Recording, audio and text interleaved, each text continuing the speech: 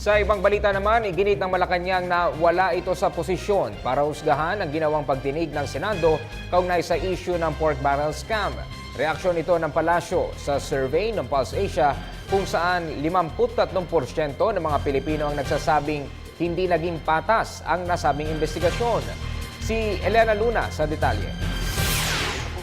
Hindi umano naging patas ang investigasyong ginawa ng Senado sa Priority Development Assistance Fund o PDAF. Ito ay kung pagbabatayan ang survey na ginawa ng Pulse Asia. Ayon dito, 53% ng mga Pilipino ang nagsabing tumutok ang investigasyon sa mga hindi kaalyado ng Administrasyong Aquino. 30% lamang ang nagsabing naging patas ito saan mang panig ng politika ang taong inimbestigahan. Ayon sa palasyo, wala sila sa posisyon para husgahan ang naging pagdinig ng Senado.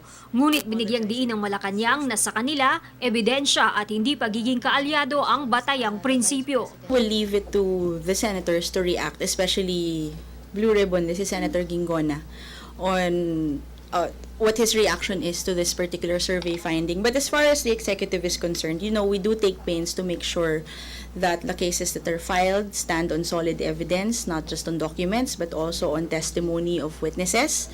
And the orders of the President always go along the lines of we go where the evidence leads us.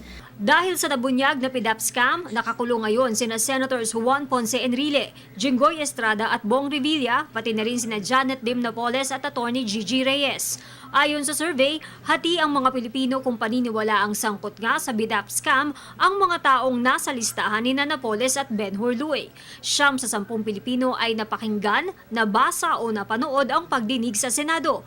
Ngunit 56% sa kanila ang nagsabing hindi alam o konti lamang ang nalalaman sa PDAF.